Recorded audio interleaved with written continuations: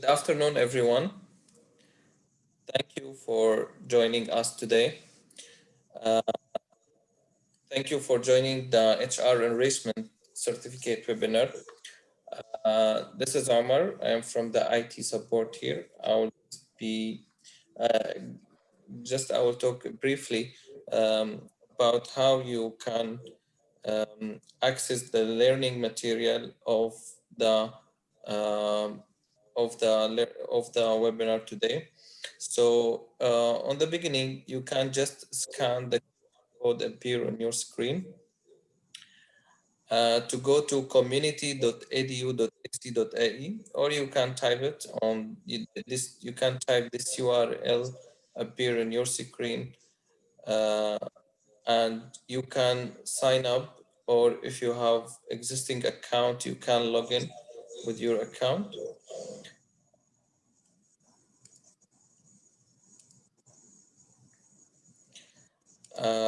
So when you log in there to the community portal, you can find the recording session after we have done. We will be uploaded there if you miss it.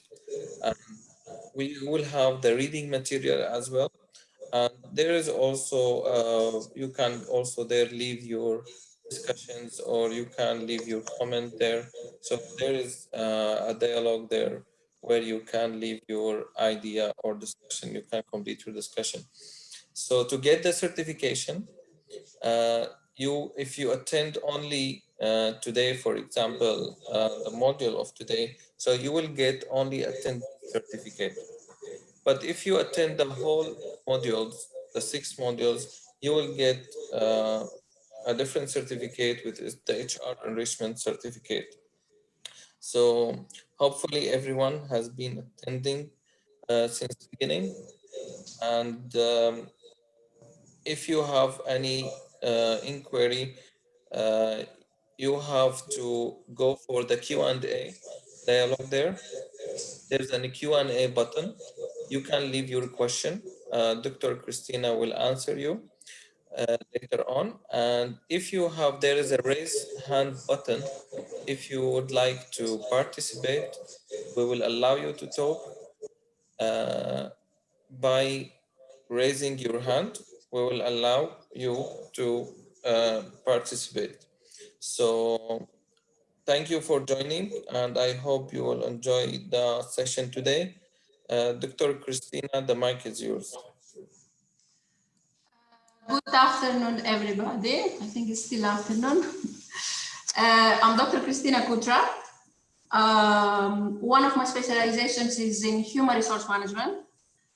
Most of my academic career I've been teaching HR. So I'm teaching HR in the business school here in Abu Dhabi University as well, both at an undergraduate and postgraduate level, MBA level. My approach to teaching is participative. I try to engage my students to the delivery of the lecture. I encourage very much peer teaching, where we learn from one another. I represent the academia, I represent the theory. It's a very good opportunity and a very good platform, because, you know, like there are so many of you in here, and the majority of you are practitioners, HR practitioners, to learn from your very rich experience.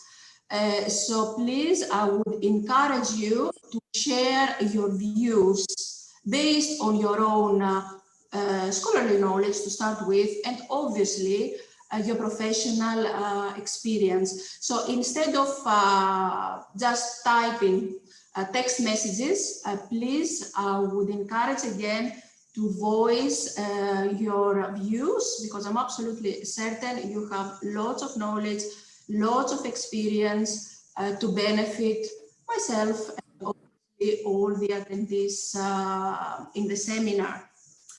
The way that I will deliver it, I will be posing some questions. The question is going to be on screen so that you will be able to read it. If it is something that is not comprehensible, please ask me again orally, do not please use the text because that will take more time. So just orally raise your hand and then I will give you the word to start speaking. Okay, and we will see how it goes. So it will be an interactive session. In case we have far too many participants that would like to express your views, that would be very much appreciated.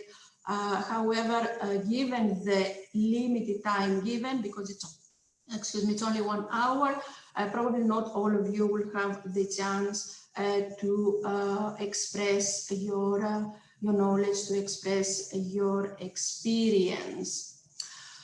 Okay, so this is the way that I would like the session to go, basically, and this is something that I'm using in my classes with my students. Obviously, I use case studies and videos, but we don't have the time to do that here.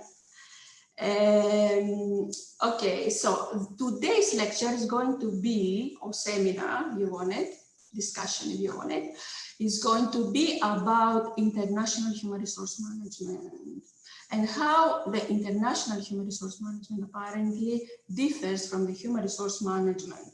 So what do the companies do when they decide to go global? Because globalization has affected, obviously, all sectors, all industries, the way we think, that we process information, and especially in this case, at a business level.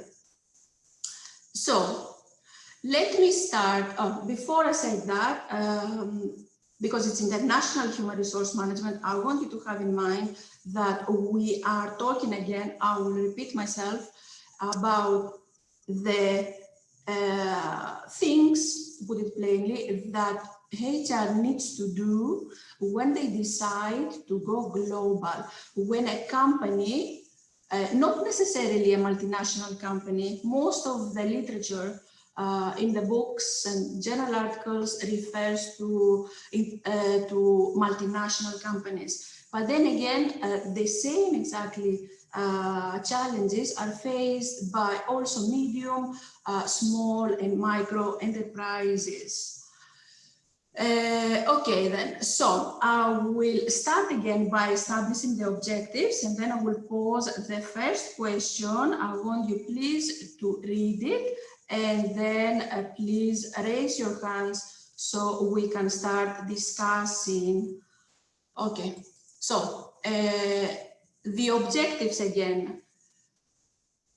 You might have already read the syllabus, but I'm going to repeat. To discuss sourcing for international assignments. What does that mean? It means how the way that apparently companies are recruiting and selecting. To discuss approaches to international human resource management. What does that mean? It means the way that apparently companies at a multinational, even at a medium, small and micro level, think before they internationalize. Discuss recruitment and selection, discuss international training and development, and discuss international performance management appraisal. Obviously, Doctor? Yes? Sorry, Doctor, the presentation, if you can just share it with... Yes, please, yes. I will do so. One moment. Okay. Thank you. That's part of virtual. Yeah, if you can just start the presentation. Okay, Yes. okay. Thank So apologies, guys, if you didn't see that. But anyway, so and obviously these are quite rich areas. We will just try to discuss the main issues of all these three different areas, which have to do again with selection. They have to do with training and obviously performance management and appraisal. So the first question that I would like you to think of is this one. You are the president of a small business. Let's start with a small business and not with a multinational. Alternatively, think that, you know, you're going to be going on an assignment to a different country and you are sent by your multinational headquarters, by the multinational headquarters. So you're the president of a small business. What are some of the ways you expect going global, international will affect human resource activities in your business?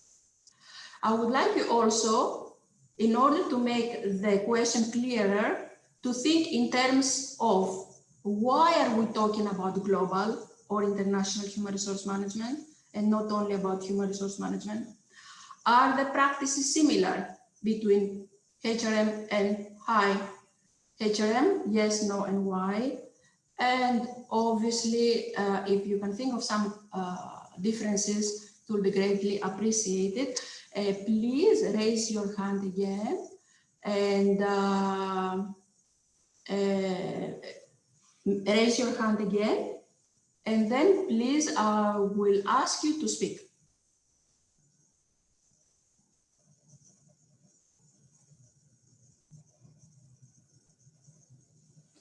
Do you have any volunteers?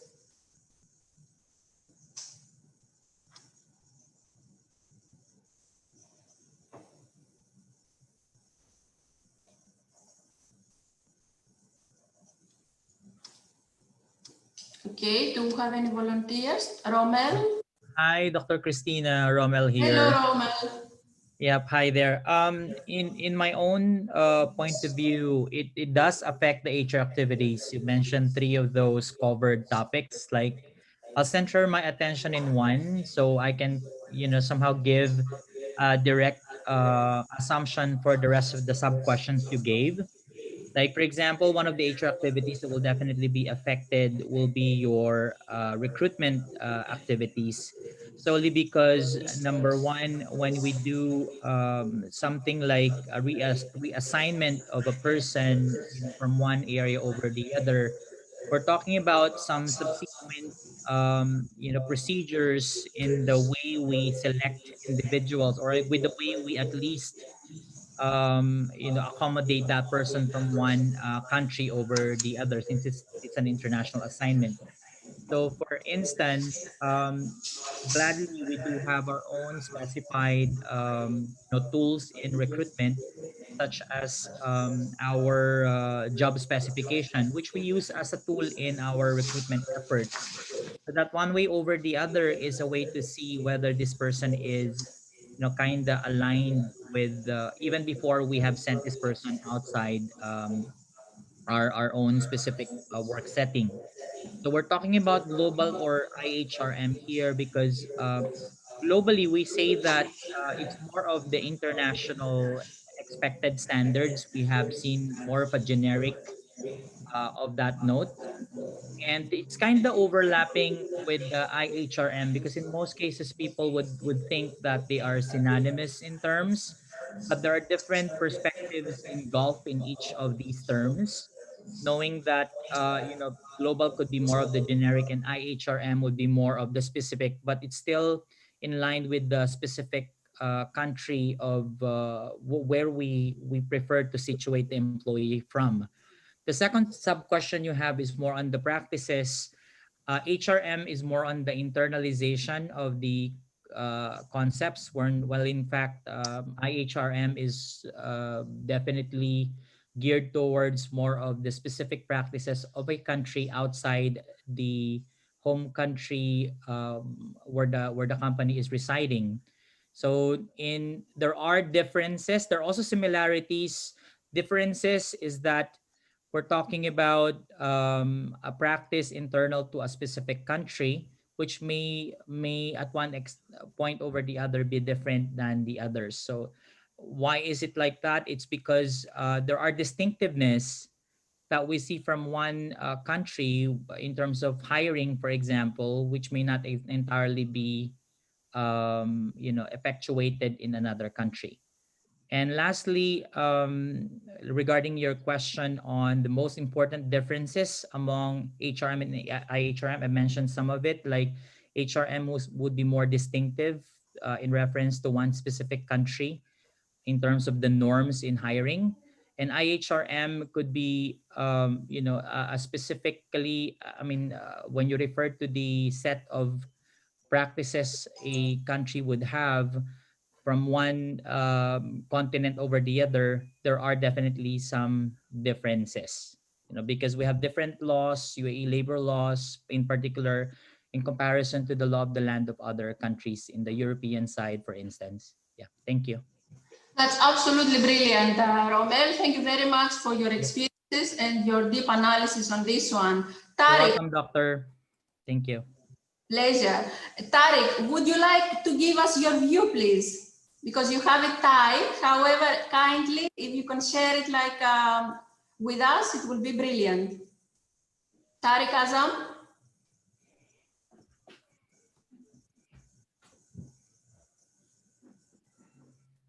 Tariq? Doctor, I think we have Hisham, Mr. Hisham. Maybe we Okay. need. Okay, could you please make show option? What do you mean by show option? Excuse me, I would like to ask you to make show a presentation because this is not clear. What do you mean? Make show presentation. The To be presentation, bigger. it's okay. Doctor, maybe you can just play the presentation. Just press F5. Run it. On the PowerPoint, just press F5.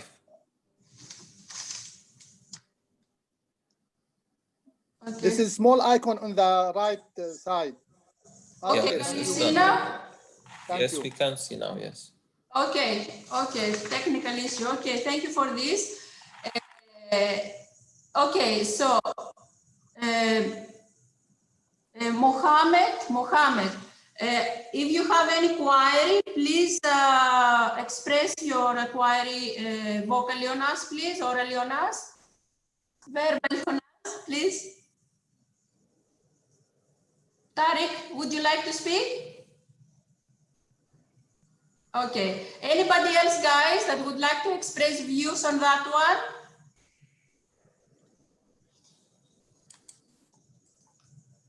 Okay, let me, I would encourage participation because as I said again, you represent the industry, you have rich experience, so all of us would benefit out of your experience. So thank you very much, Romel, for the analysis before and your arguments regarding the differences between human resource management and the national human resource management. The main difference in here is apparently that mainly human resource management deals with one nation. International human resource management deals with many nations.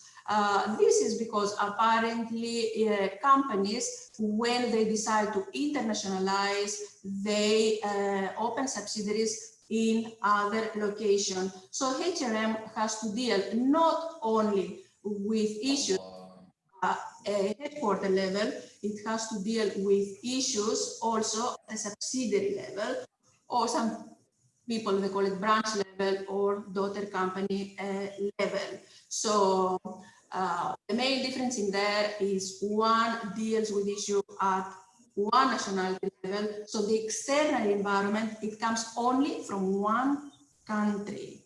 Whereas when you decide to internationalize, dealing with many external environments, and that depends, the number refers to if you are internationalizing only in one country or more than one.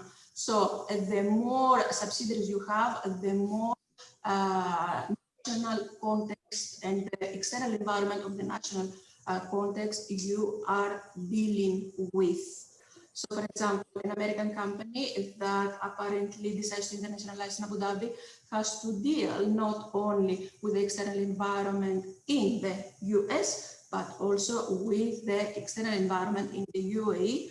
What do we mean by external environment? We mean the economy, how the economy apparently is influencing the practices with the human resource level. Probably the economy is booming, probably the economy is in recession, So accordingly, and probably the unemployment rate is very high. Accordingly, the HR will decide how much the remuneration package is going to be. If it is going to be very high, if it is going to be moderate, if it is going to be lower. Obviously, we look at the economy of the country in order to do that, and obviously we are looking at the people that we want to hire. If the people that we want to hire are talents, meaning very unique and very rare, or apparently not as much. The social level, obviously, we're looking like at the minorities that they are in the country, the status, the social status that prevails within a nation.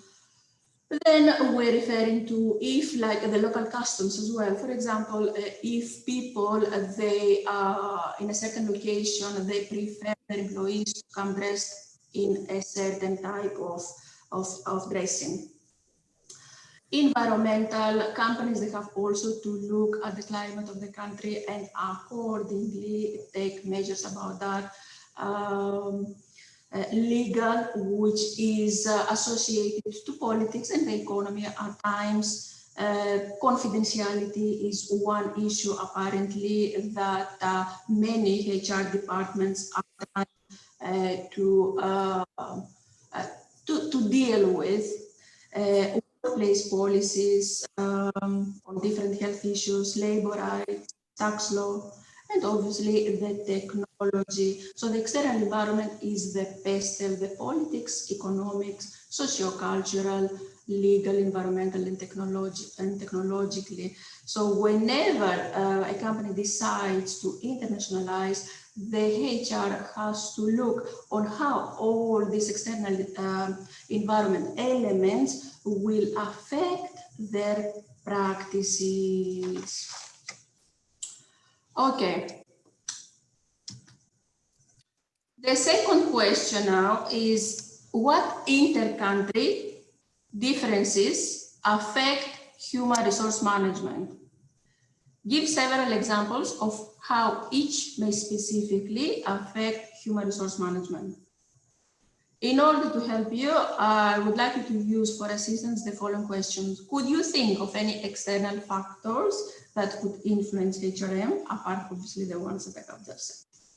Why could these factors be considered as challenges? I would like you in here to think of your own company or companies that you have worked before and how the external environment apparently posed a challenge to HR. If kindly give us some examples of personal experiences at the workplace that you have experienced either in your current position or like in past positions, that would be appreciated so we can make it a little bit more tangible.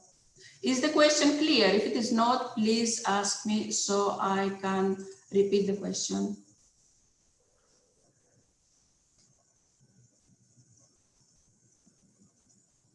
Inter-country is among countries, between countries as well. Differences between countries that can affect human resource management practices. Okay, let's say that you have like a company in the US and then it decides like to open a subsidiary over here in the UAE. What type of differences could apparently pose a challenge to the human resource management?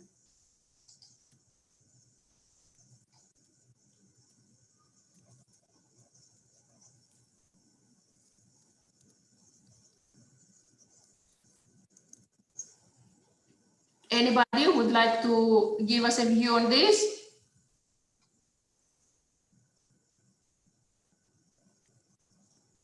Any questions? Prerna, yes, please. Good evening, Dr. Christine and everybody. Good evening, Prerna. In my humble opinion, one of the inter-country factors which affects HRM is the laws and the socio-cultural environment. These can be different across countries and they impact HRM practices, specifically like compensation and benefits. You have to align them according to the country of operation. Even though you are a multinational enterprise with presence in various countries, sometimes it can be a challenge to standardize your practices from country to country, owing to these legal and socio-cultural factors, in my experience. Absolutely, Prerna, this is absolutely true.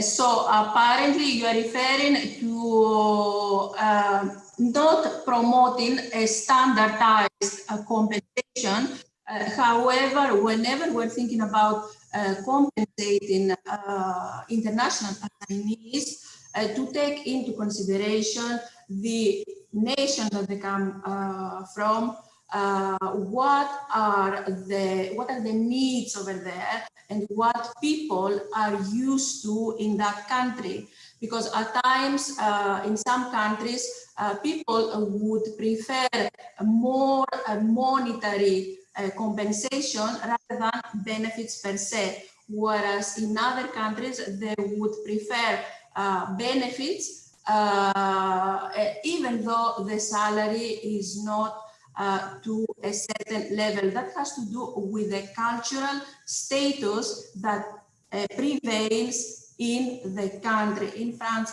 for example, according to the literature, people would prefer a car because that denotes social status.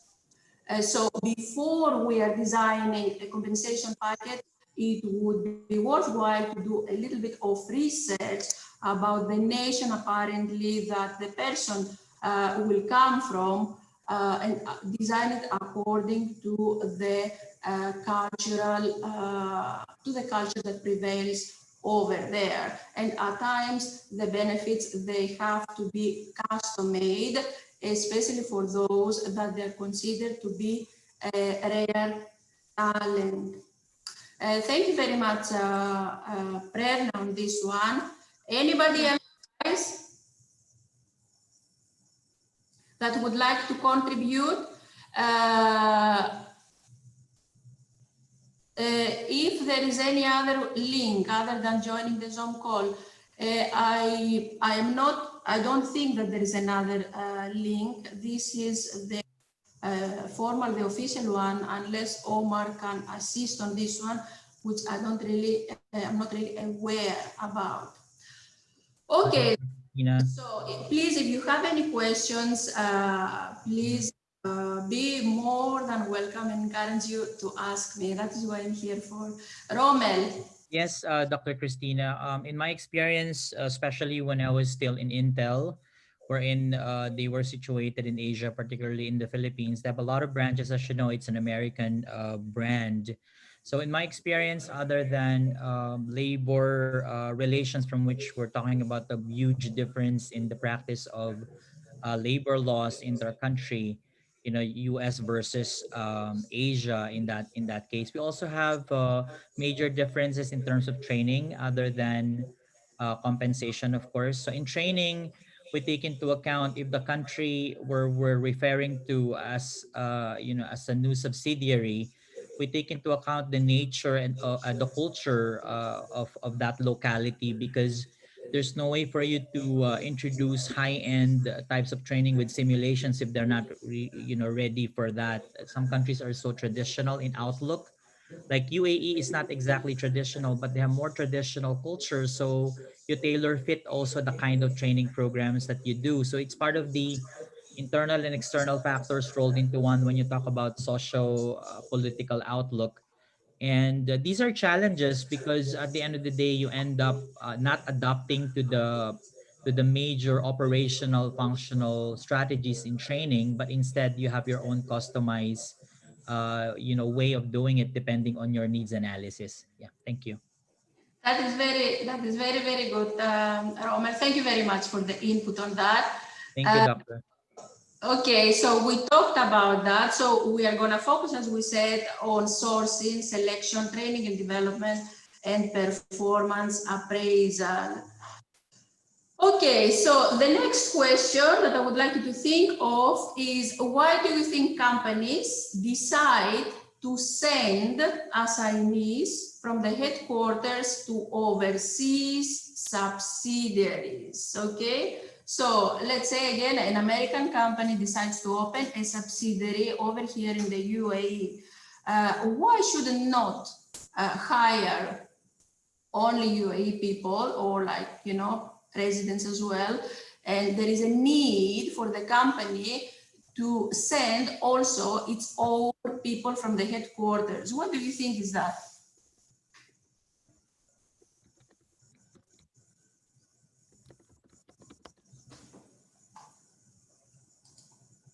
Do we have any view, anything, guys? You know, like there is not a right or wrong answer. We are just discussing in here, obviously, so there is not a right or wrong answer. And that is why I'm here for, in case that something's not very clear, to give you my input to clarify the answer. Anybody? Romel, yes, please. Yeah. Do you hear me, doctor? Yes, please, Romel. Thank Okay, you there. for this one. Yeah, apologies for coming into the picture. I think my co-participants are just gearing up towards the rest of your discussion. I'm sure they will come into the picture as well. So I think there are a lot of reasons. One of the reasons would be, of course, to have a representation, because although there are differences from inter-country practices, we still see it fit to do quality assurance, that you have this opportunity to oversee how well your policies are carried over. Although there are some differences, major differences, but at the end of the day, you want to protect your brand. So there's this way for us to oversee whether the total quality management side has been taken care of. Other than that, of course, we would want to make sure that this term that I was mentioning, representation, is done in a sense that you may be under a usual circumstance that you have less number of people coming from the headquarters, but just the same, there's this interrelatedness with the kind of quality control you're doing, plus the representation side of principle that we're talking about. Thank you. Thank you as well. You mentioned quality in here, absolutely. Most of the headquarters, when they decide to open a subsidiary abroad, they first and foremost, they have to make sure that there is transferability of That's true. knowledge, obviously, and make sure that the quality standards that they have been established in the headquarters apparently are more or less similar. Thank you very much, Roman. You're Appreciate your welcome. Welcome, participation. doctor. Thank you. Tariq. Tariq Azam.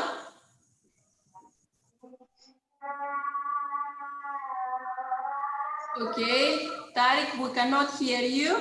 Rekha?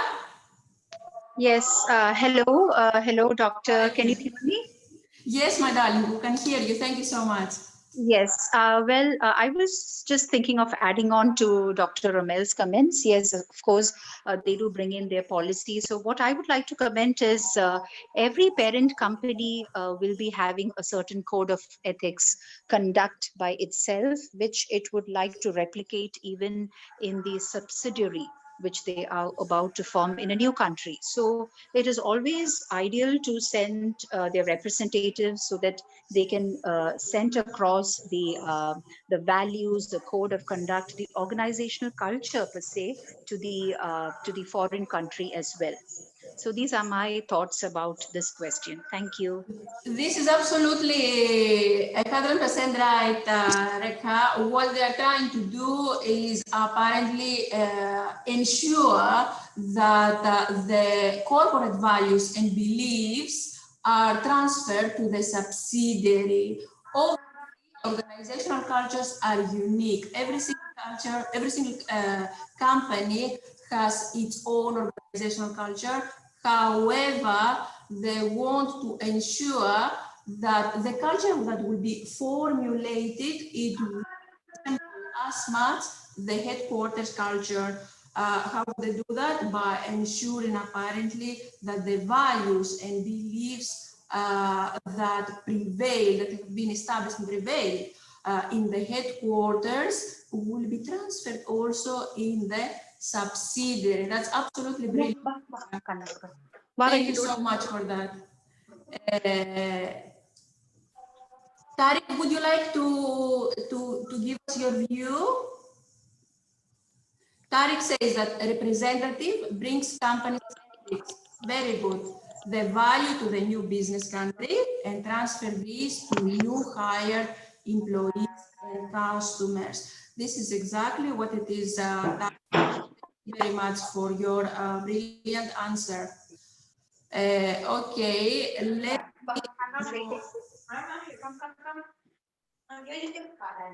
Okay, so Rekha, kindly turn off your mic because apparently there is interference. Rekha, kindly turn off your mic, please. So reasons for international assignments, obviously to fill in a position, okay, especially when we're talking about multinational companies, a new position, especially at a managerial high level, will be created that is not available in the local domestic national country.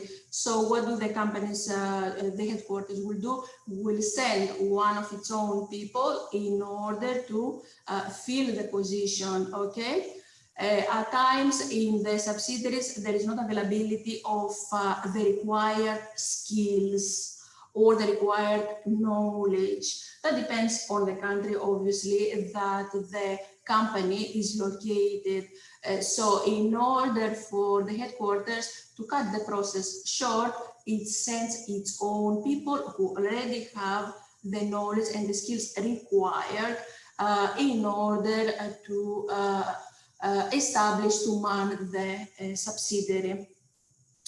Management development, especially like at a high rank level, many corporations, what they do, they send their own senior staff abroad to the subsidiary in order to develop their own communication and leadership skills as well.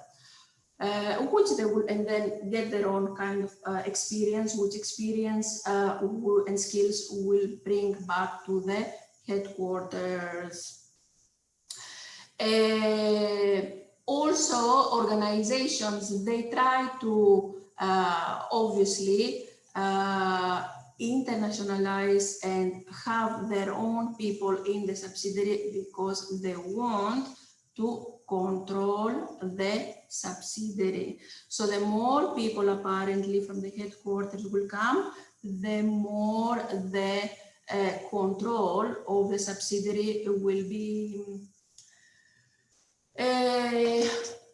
again, the expatriates can be agents of socialization. What do we mean by that? Obviously, every single company needs to establish, to start, develop and establish networks, social networks. There is no company that can operate in any country unless it is given a license to operate. By whom? By the local government. So the expatriates in this case, they can act as agents of socialization with local governments, with other companies that most probably are producing the same product or providing the same service, and any other stakeholders that are directly or indirectly related to the company. And obviously, having done that, this network will be brought back to the headquarters, and the headquarters accordingly will establish best practices for future ventures. And expatriates as network builders, which has to do again with socialization, because every single company needs to build a network with everybody, again, who is considered to be a stakeholder. Expatriates as boundary spanners, what do we mean by that? Every single company has certain boundaries, okay? However, these days competition is extremely high. So only those companies that they are innovating are able to pick up the game. So in order to do that, people, they need constantly to go beyond their comfort zone. They need to liaise with individuals external to the organization. They need to liaise with groups external to the organization. And then gather all this knowledge and obviously utilize it within the organization. So this is what a boundary spanner apparently does.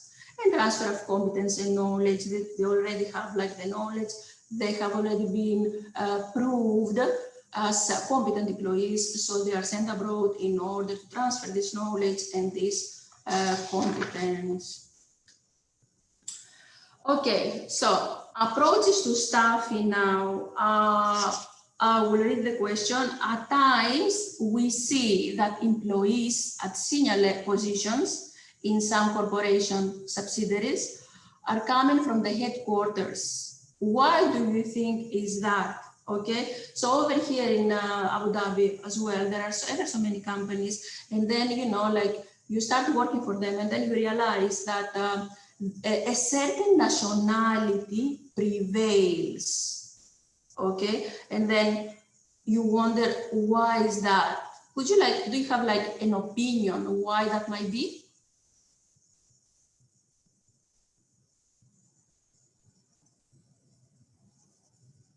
Any volunteer?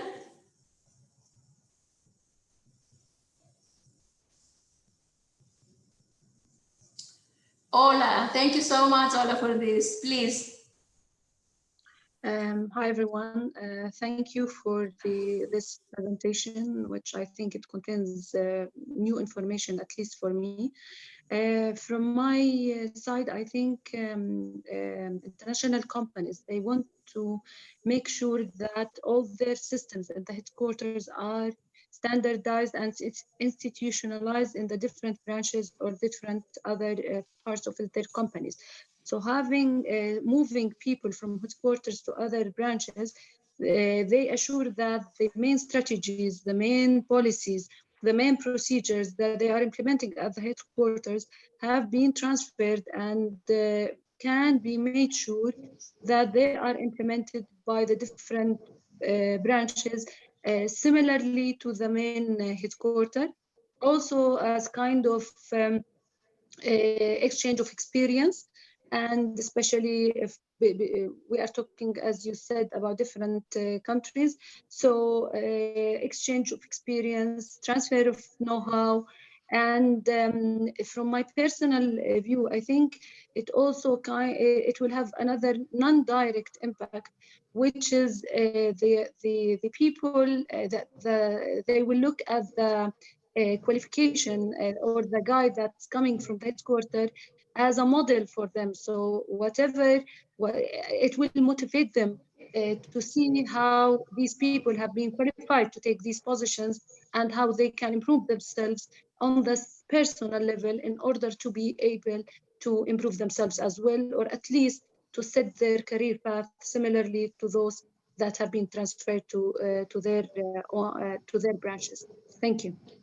Thank you, Ola. That's absolutely brilliant analysis and very critical thinking as well. So you talked about obviously standardization of practices, which can be beneficial and at times not. That depends on the occasion that we'll see like later on. That's absolutely brilliant. And obviously, again, as we said, set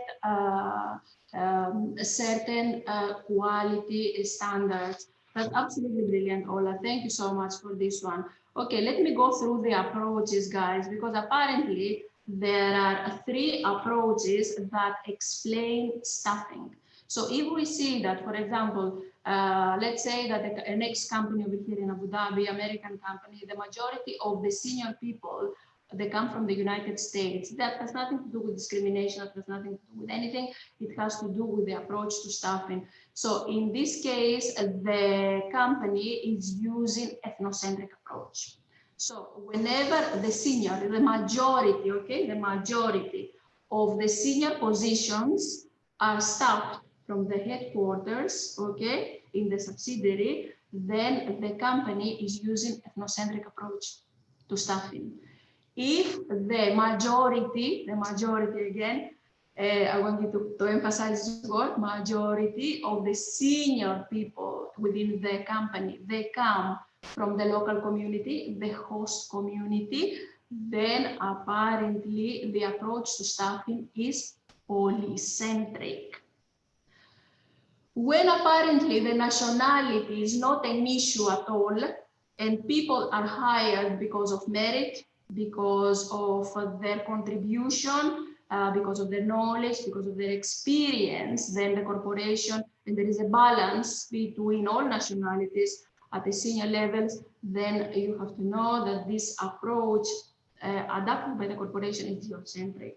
And then we're talking about region-centric, where the majority of the senior people, they come from the region. Like over here, for example, if a company, you work for a company and the majority of the people, they come like from this region, then you will have to know that the company decided to use the region-centric approach.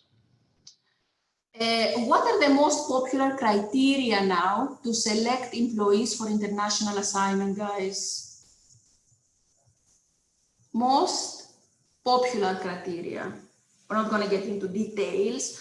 So the most popular criteria to select employees for international assignments. Let's say that, you know, like you work like for a multinational over here in Abu Dhabi, and then they decided to open a subsidiary in China.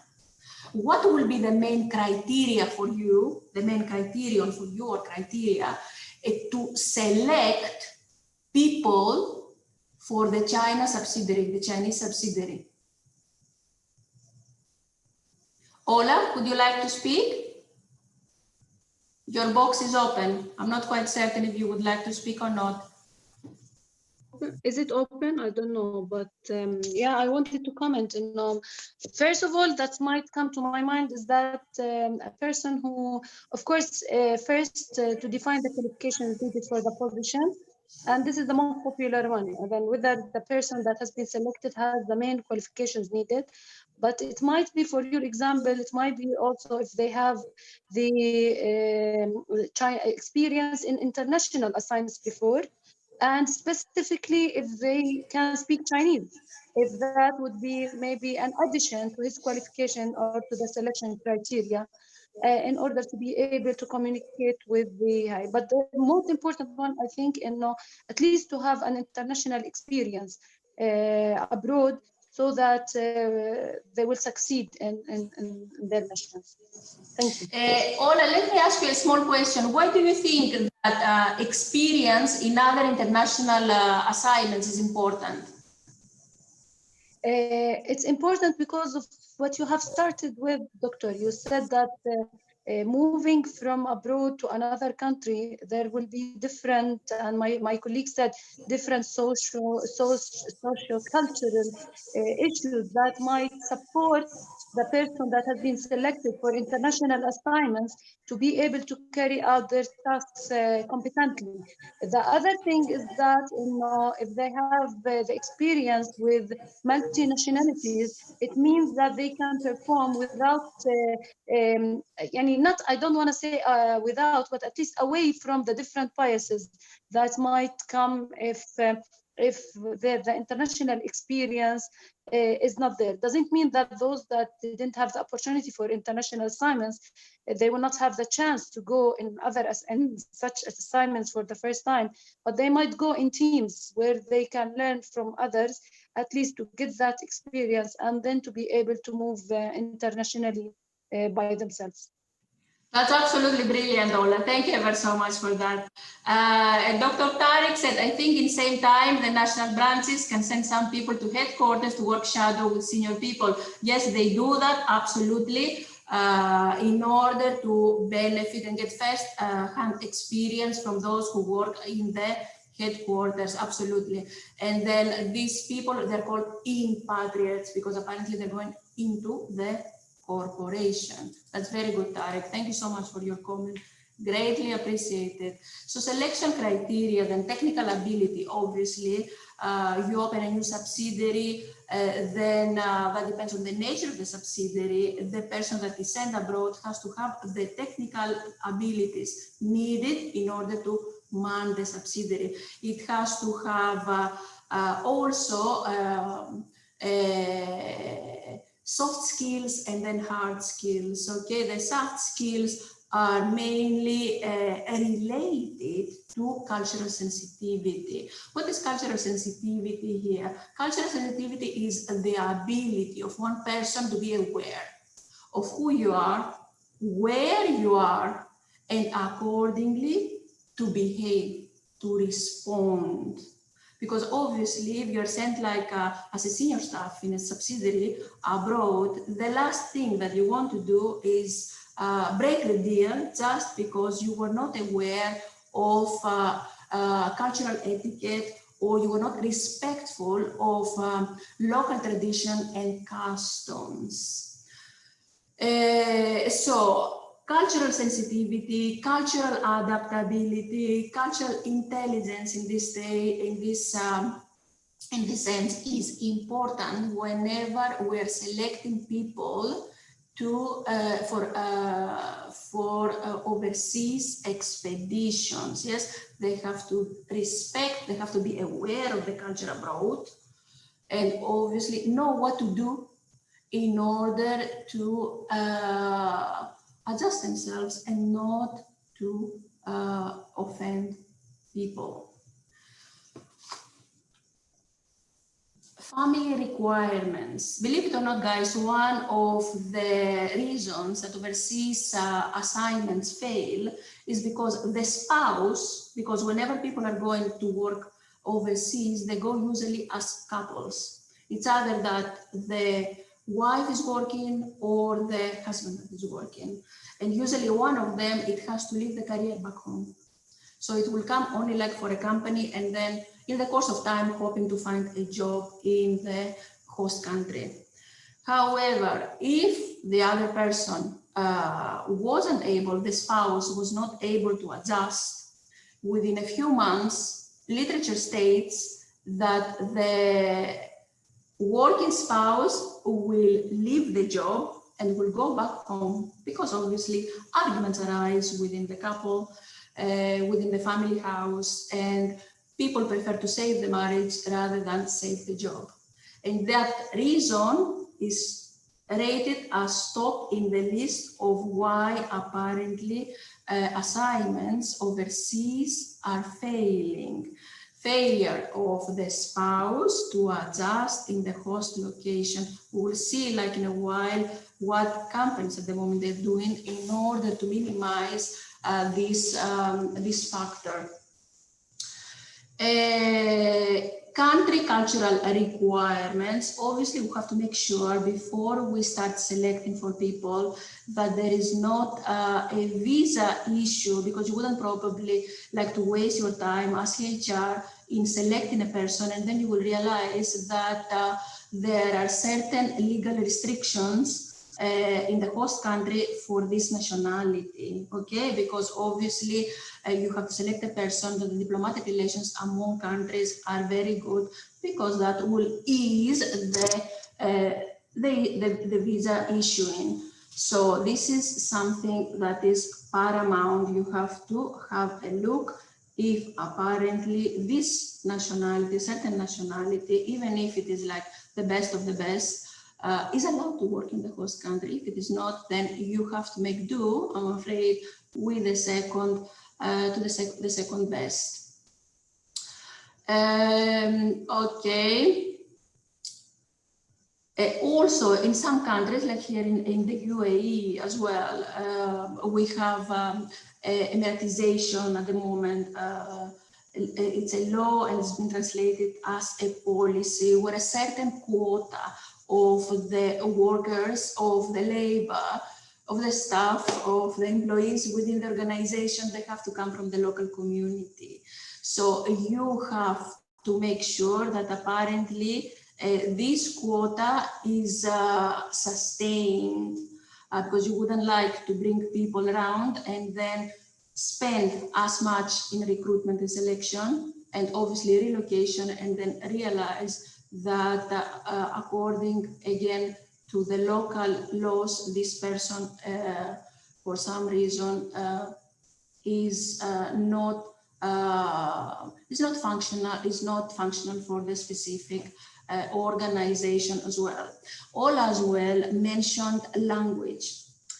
Regarding the language, I mean, over here in the UAE, you guys are bilingual. However, there are other countries that they only have one language, yes? So their own national language, and some countries are very nationalistic regarding that. So obviously, whenever you want to bring a person abroad, you have to take into consideration that this person speaks the national language, and sometimes the corporate language as well.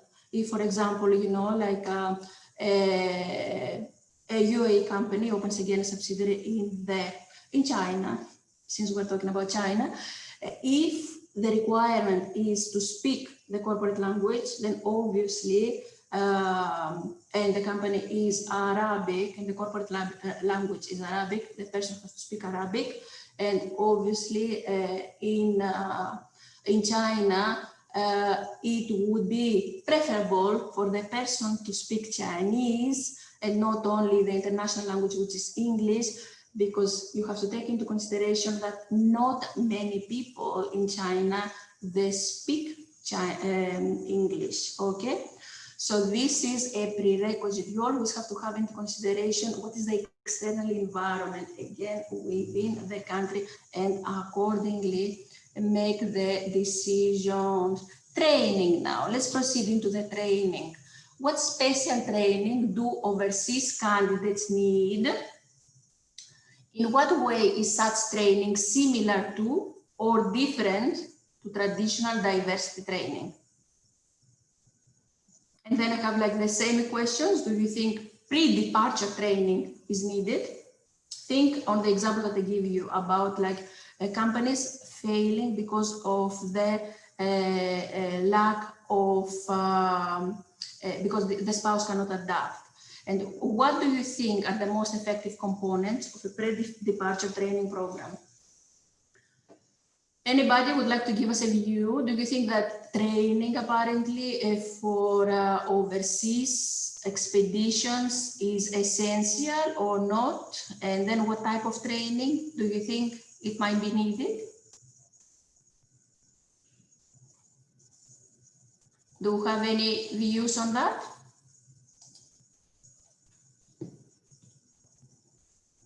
Anybody?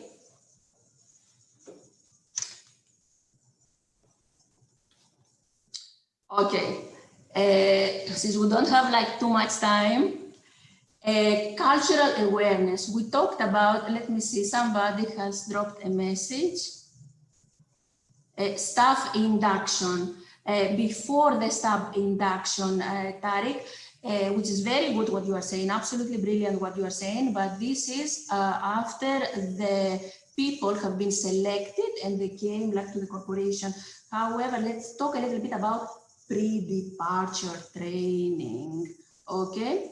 Unless you are referring to the induction, which will take place before the departure. It's not quite clear what the question is here, but anyway. So the cultural awareness program, because we said it's very, very important for people to be culturally sensitive.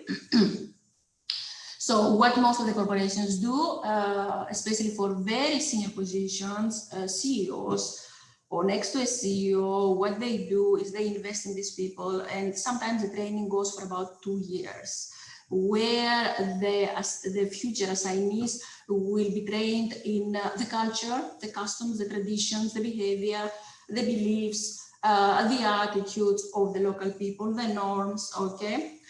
And then obviously, and then depends again on the level of acceptance of English in the country and how much English is accepted in the country. They will invest in teaching the future assignees the local language as well. So again, if it is somebody to go to China, then for 2 years, this person will be taught cultural sensitivity courses and also Chinese. Many companies as well, they invest on preliminary visits, where a person for about 2 weeks will visit the subsidiary. However, the trick in here is that so far, most of those who are going for preliminary visits, they would treat it as a holiday. So instead of like acclimatizing and seeing within the company and seeing what the culture of the company is, what the tasks they will have to be responsible for, what the responsibilities they would be having, okay? They were just treating it as a holiday. So they would go like to the subsidiary country, they would go like sightseeing around and then go back like to the headquarters. But this is not the point at all. By doing that, apparently you are unaware of what your job is going to be like. So again, research indicated that whenever you send people on preliminary visits abroad, these people, they have to spend this time within the subsidiary and on the role that they will be assuming and not on sightseeing. Obviously, sightseeing will be like in a day, but not for 15 days as it used to be. Language training, we talk about that. Knowledge of the corporate language, we talked about that. Practical assistance, I mean, especially you guys who are working like with expatriates, you might be responsible for practical assistance, like finding accommodation for those who come into the country, finding schools, issuing like health insurance, showing the people the out and about places, trying to socialize people, introduce like the new people with other people so that they won't be left out. Okay, so this is like practical things that you do in order to ease the process at an individual level, because obviously people, they need to feel comfortable within themselves before they start working. If you don't feel comfortable within yourself, then working, it will be a little bit hard because your mind, it will not be there 100%. Security briefings, what do we mean by that? Obviously over here is a super safe country, lovely. In other countries, there are security issues. So the HRM has to brief people about any kind of security issues that the country is suffering from. And then it will give possible ways on how to deal with crisis. And training for the training role, we said in the beginning that, you know, like most of the assignees, they come to the subsidiary to train people. However, the fact that you have experience, you have the knowledge, it doesn't mean that you know how to pass your experience and your knowledge. So at times the companies, what they do is they train them on how to train, because there is a certain style, a certain method on how to pass the knowledge. There are many people that have absolutely brilliant, excessive knowledge. However, when it comes to passing the knowledge, they don't know how to do that. So many companies, again, they train people on how to train other people. Okay, so, and the last session, the last area that I would like us to talk about today is about performance management and performance appraisal. I would appreciate again, guys, if like 1 or 2 of you will give us your excellent experiences.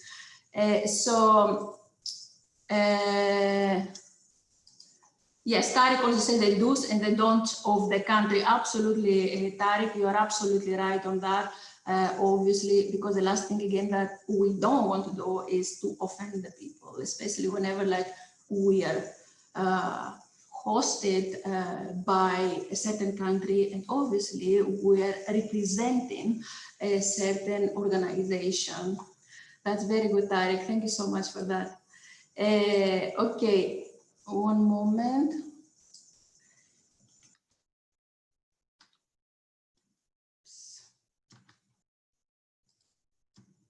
Okay, so what is the difference, guys, over here between performance management and performance appraisal? Yes, performance management and performance appraisal.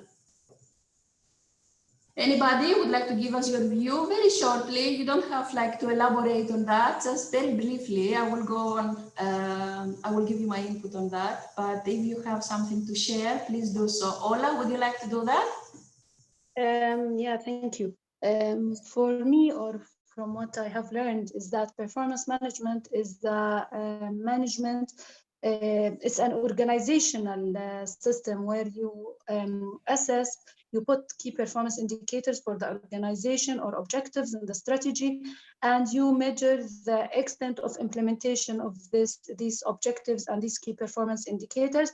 These objectives and these key performance indicators are cascaded down on the employees level, and the employees are appraised, or we conduct performance appraisal for the employees in order to see how did they achieve their task or the objectives set for them in comparison, or how do they contribute, let me rephrase it, how do they contribute to the whole management objectives or key performance indicators.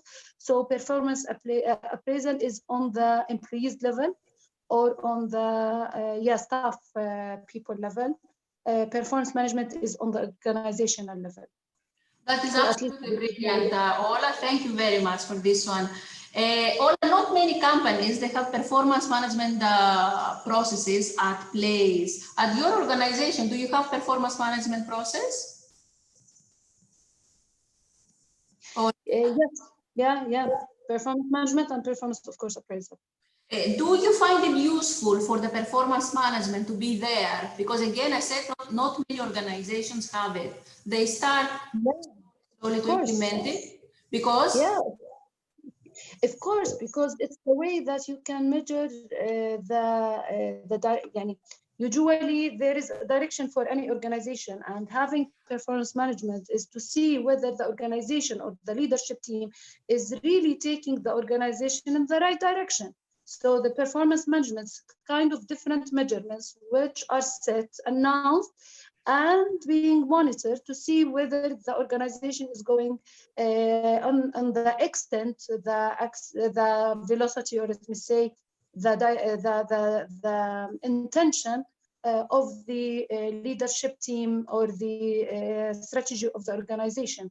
So it's very important, and I think a lot of organizations now, although they don't have it, but at least they have indicators where they measure, or they are forced to have it. So it's now escalating, and it's more and more required and requested by organizations, by international even organizations. We are talking about international reports, competitiveness reports, or these are country level organizations where these indicators are set and defined and then allocated to different organizations, and then they work on it, and the organizations are collaborating together, or companies or whomever, private and public sector, in order to be able to achieve these international indicators. So it gives the direction. So at the end, it's escalating. Thank you. Thank you so much, Ola. This is very well thought, very well argued, very well put. Thank you so much for this one. Huda. Thank you. Huda? Yes, hi, doctor. Hi, Huda. Hi, doctor. Yeah, I just want to answer briefly about the question. What is the difference between performance management and performance appraisal? The difference between the both terms is the performance management is basically to manage the performance of the individuals on the wider range. And the performance appraisal basically is where the performances are appraised in a specific systems, where they need to rate the objectives, the KPI that have been set beginning of the year. That is very good, Huda. Thank you so much for that. That's exactly what it is. Abdallah now. Thank you. Abdallah? Abdallah, would you like to give us your input on this? Abdallah? Okay, I think that we have a technical problem here. Okay, so Abdallah, please feel free to interrupt me and express your view. Okay, so the performance management system is a process according to the literature. The performance appraisal is a system. Okay, so the performance management, which is a process, enables a company, and in this case, multinational companies, to evaluate employees, to evaluate the organization, and improve the individuals. What they're trying to do is to identify gaps in performance and try to fill in this gap before the performance appraisal. Okay, so when the performance appraisal comes, if these gaps have been identified and they have been filled with apparently training, the performance appraisal of the employee is going to be according to the standards of the organization. If you think performance management as an umbrella, performance appraisal is underneath the umbrella. Okay, so the performance appraisal facilitates the process of identifying, observing, measuring, developing human resources in organization. And as Huda and Ola rightly said, the performance management focuses on the organization itself. The performance appraisal is focusing on the individual himself or herself. The performance appraisal, obviously, as you all know, it takes place, depends on the organization, 2 times a year, sometimes 1 time a year. That depends on the organization. There is not kind of a certain recipe that is applied for all organization. What I would like you now to think of, and with that, we're coming to an end. I'm thinking, what I would like you to think is, how would you avoid some of the unique problems of appraising the expatriates' performance? In answering this question, I would like you to think the following questions. Do you think we should appraise international assignees the same as home country employees? Why? Why not? What criteria should be taken into consideration when appraising international assignees? Would you use a standardized performance appraisal form? Why? So again, let's say that again, a subsidiary has been opened in the UAE, the headquarters are in the US, and then the ex-person was sent in the UAE for 3 years, okay? So would you use the same criteria to appraise this person in the UAE that you use to appraise him or her in the US? Would you or would you not? If not, why not? Huda, would you like to answer the question? Your box is on, that is why I'm asking you. Unless it is by default on. Me? Ola, would you like to answer the question? Well, I think my box is, I didn't really think about it yet, but it's to be honest, it's controversial. So it depends on the position itself and what kind of appraisal are we talking about, which level of senior level. Senior levels, no, I don't think they need to be appraised the same way because it depends on their level of reporting And I think senior levels need to be evaluated as per the performance management, performance of the organization, not on the usual traditional way of standardized performance appraisal. Okay, so what you are saying here, that apparently not a standardized process should be used. And then again, rightly Ola said that depends on the circumstances as well. Gonna go through that in detail in a minute. Thank you so much, Ola. Huda? Huda? Hi, doctor. I think it's by mistake. Okay, by default, okay, don't worry about that. Sometimes it's technology for you. Okay, then. So criteria that we take into consideration apparently when it is for us as a human resource management department to appraise a person, we have to think these certain criteria. The whole versus part. What do we mean by that? We mean that at times the benefit of the whole corporation might be the priority and not the benefit of the subsidiary itself. We are focusing apparently on long-term gains, and by focusing on long-term gains, probably we will sacrifice gains at a subsidiary level in the short term.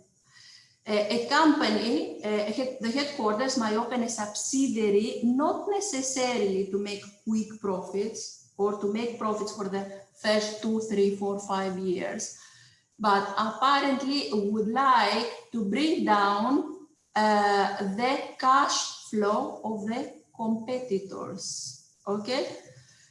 So a subsidiary might open a company in order apparently to bring down the competitors' cash flow. By doing that, the headquarters, they will be able apparently to have higher returns in other countries. Okay, so this is something that it has to be taken into consideration. So if a company hasn't, the subsidiary hasn't made profit, do not think directly it hasn't made profits and this is because of the managers or the CEO's fault. No. Firstly, we have to have a look on why the subsidiary has opened. What was the primary goal of the subsidiary to open? If the subsidiary goal was to make profit outright, fine, then you can put it down on the on the CEO's fault within inverted commas. If not, however, and as we said, there was another reason to open the subsidiary and the headquarters were not expecting revenues for the next 2 or 3 or 5 years, then you have to take that into consideration and then not count it against the CEO of the subsidiary. Non-comparable data, what do we mean by that? At times, you know, like you must have noticed yourself, what is quality is an intangible concept. What is considered a certain quality standard in one country might not be a certain quality, the same quality standard in another. I'll make it a little bit more concrete. In the hospitality, the hotels. I mean, I'm sure that most of you must have traveled. At times you see like a 4-star chain over here. You go like over here to a 4-star hotel and you expect like a certain quality, a certain type of, I'm not going to use the word quality, certain type of service. And then you go like to another country, which is the exact chain, okay? Obviously, the exact 4-star hotel, and then you realize that the standards might be either lower or higher.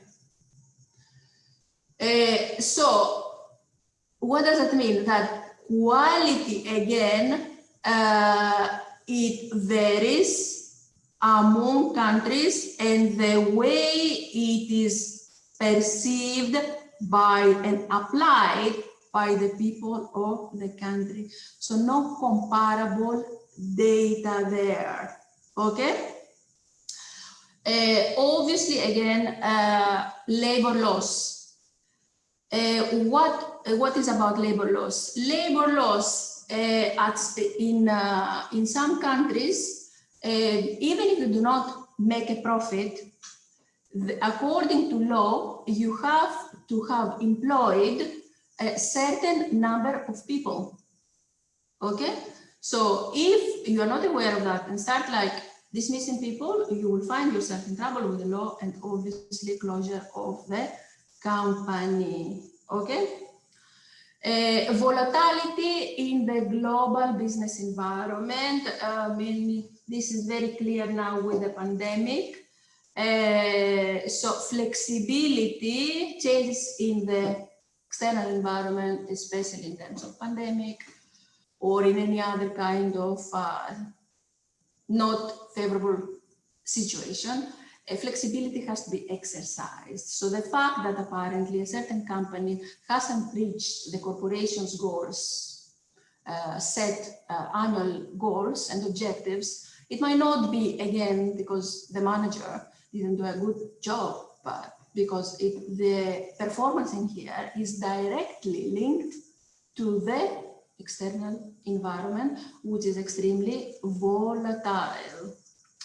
Separation by time and distance, what do we mean by that? We mean that apparently, I mean, there are time zones around the world. So whenever it is night in one country, it might be day in the other. That might make communication between the headquarters and the subsidiary quite difficult, and organizing appointments as well and recording performance, and that might be a reason to count against the appraisee. Virtual environments as well, like we are at the moment, can be detrimental, negative reason for one's appraisal, okay? Because at times, you know, like, okay, over here, this country is very technologically one of the most well technologically advanced countries, but there are other countries, guys, that they don't really have the technology that we have. And then internet connection might be lagging, or there is interruptions, or there is no internet at all. So that means that the data that the corporation, that the headquarters will have to appraise the assignee might be less. Abdallah, would you like to give us your view? And then Ahmed as well, because I can see like windows. Ahmed? Okay, so Ahmed and Abdallah, please feel free if you want to contribute something to interrupt me. Who conducts the performance appraisal as well?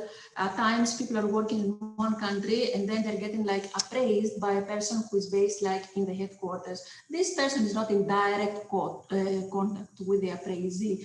Obviously the affinity is not there. Obviously this person cannot observe what the assignee is doing in the subsidiary country. So it's kind of, you can say, unfair to be appraised by a person that you are not in direct daily operational contact with. Standardized or customized performance appraisal, Ola has touched upon that.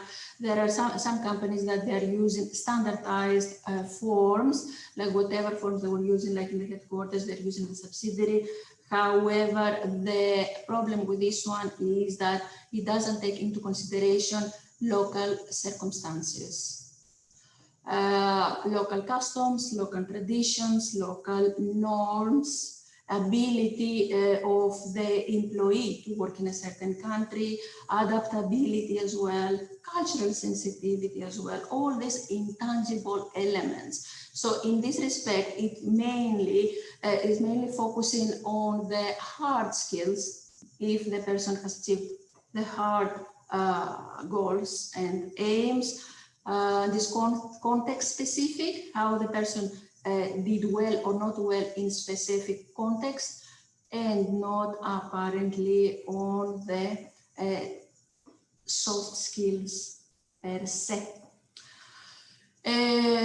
Performance feedback. Feedback is very, very important, because to do a performance appraisal and to have a performance management system at place is one thing.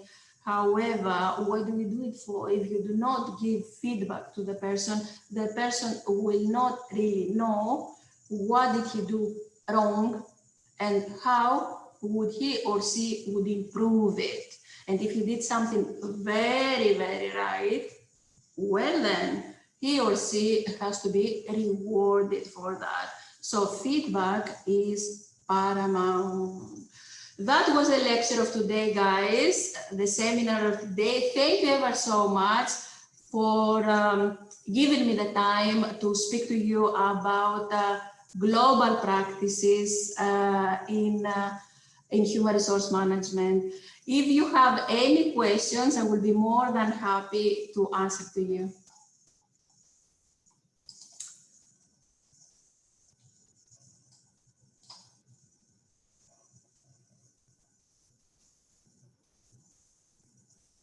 Okay, over here we have no.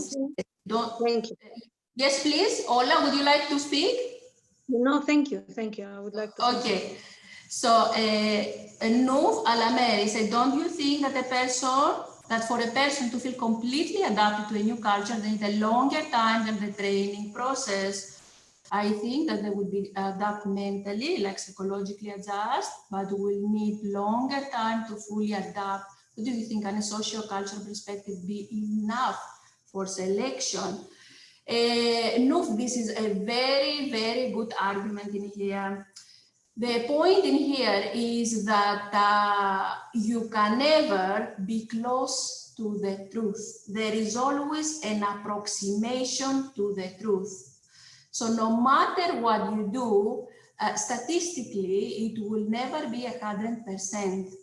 What the corporations, the companies, even if it's a small company, which is going to be like more financial detrimental for the small company, obviously, they are trying to do is to prevent failure.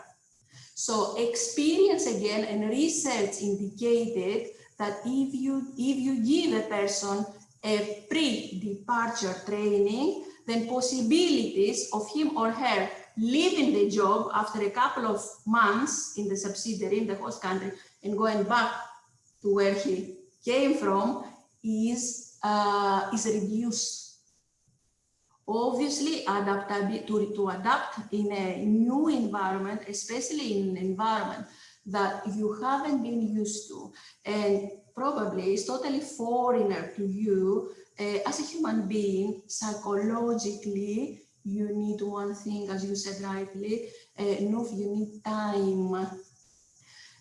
Nevertheless, we have to have into consideration that whenever a company is sending you for an expedition abroad, time is money. So they cannot really invest their time, their money, okay, and their time as well, on the person feeling very well adapted and then start working. So the pre-departure training will probably, by more than 50%, will prepare the person mentally on what the conditions in the host country will be, so that the cultural shock will be eliminated. Again, guys, we are human beings. Our main characteristics is emotions and feelings. However, research indicates that psychological preparation, it eases our process whenever it is for us to adapt to new cultural environments. Thank you very much, No, for the brilliant questioning here. Anybody else, guys, would like to ask something? If you want to ask something, you know, if you remember something, not right now, later on, you're more than welcome to email me. I will really treasure your feedback, and that is why I'm here for, to answer your questions.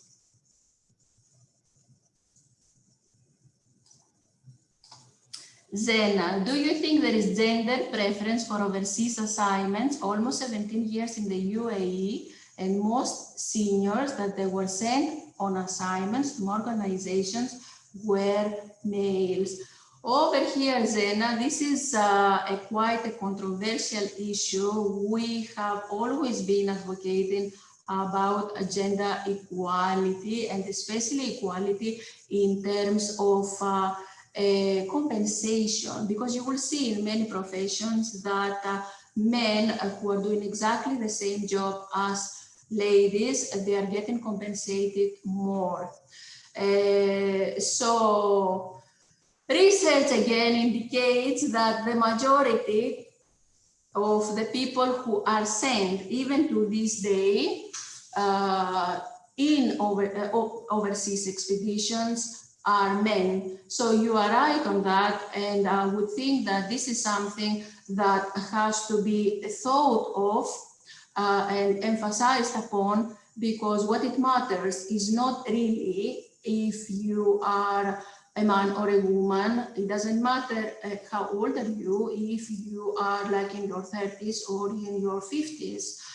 What is matters in here, and obviously to a certain extent, how many degrees you have accumulated throughout the years, okay? So what it matters in here is your ability to do the job, to put it plainly, to do the job in the sense that productivity will be sustained and increased.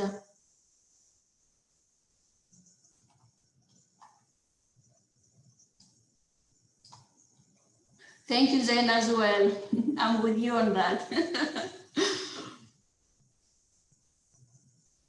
But you're doing very well in the UAE, though. I mean, the government of the UAE is doing a very good job in terms of laws and policies regarding gender equality. They're keeping up with the times.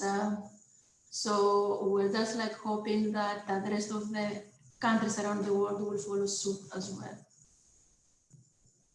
Anything else, guys? Okay, we have Huda, Abdallah that they haven't talked. Ola, your box is still open, but I'm thinking that is by default. Okay, so again, guys, thank you ever so much. If you remember of anything, my email is available and I'm on Teams as well. Please feel free to contact me so we can have some constructive discussion. Thank you so much. I hope you enjoyed that. It was a pleasure to teach you this course. And all the best in your professional and in your personal life. Bye-bye. As for me, the session is closed. Thank you.